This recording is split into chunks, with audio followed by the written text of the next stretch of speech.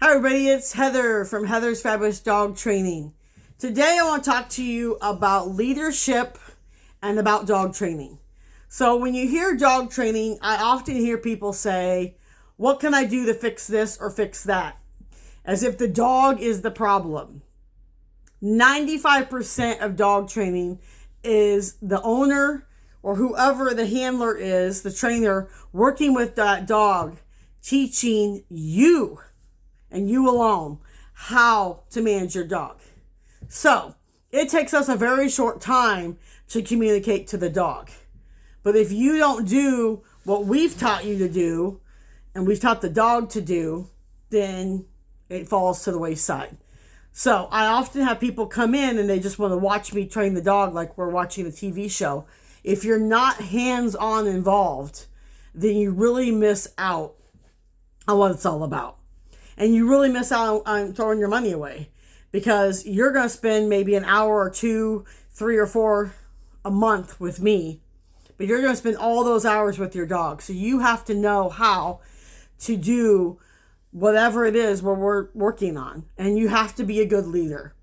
And leaders have the structure and the boundaries that we talked about in a previous video.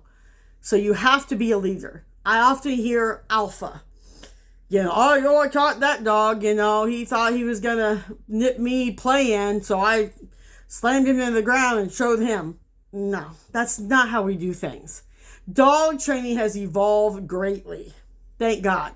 When it first started out, it was more of a rough and gruff and almost making the dog scared to do something or not to do something, and that's how we train them. That is not true training. If you have to scare a dog so bad that they're shooting out their anal glands or peeing on themselves or scared to death, you are not training the dog. You're being a bully, okay?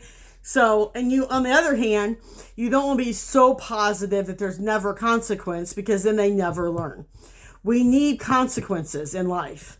We as humans have them, even simple things as speeding or wearing a seatbelt, there's consequences. It's the same with the dog. And unfortunately, consequences or punishment has become this negative term that it's always abuse. No, I do not ever recommend or endorse abuse, okay? There's no reason for it. There's no reason to scare a dog or hit a dog or any of those things, hang a dog in the air. No, okay? Now, if it's an emergency situation and you had a dog attacking a child, that's the only way you could get them away, that's one thing. But we do not do that stuff. It's not cool. So, you need to be the leader. And so, when you work with a trainer, you need to pay attention, get the materials you need, and practice everything at home. Practice doesn't have to mean you're putting in 40 hours a week on your busy schedule. I don't care if you work with the dog for 10 minutes, 20 minutes, or an hour every day, you're making a big difference. Even if it's 20 minutes every day, you're going to see a big difference, but you have got to put in the work. If you want a dog to respect you, you can't just be their playmate. You have to be that leader so that they respect you. So if they're allowed to just jump all over you and do whatever they want, then you're not going to get them to listen when you want. If you're 1 minute they're allowed to jump on you, the next minute they're not, you're going to have problems. So leadership is very important, but also you need to keep in mind, dog training is a dog trainer training you what to do with your dog. And so you repeat what we do with the dog and we teach you, and then you can do that throughout the dog's life and have great success. I hope this was helpful, and I hope you guys have a fabulous day. Thanks for tuning in. Bye.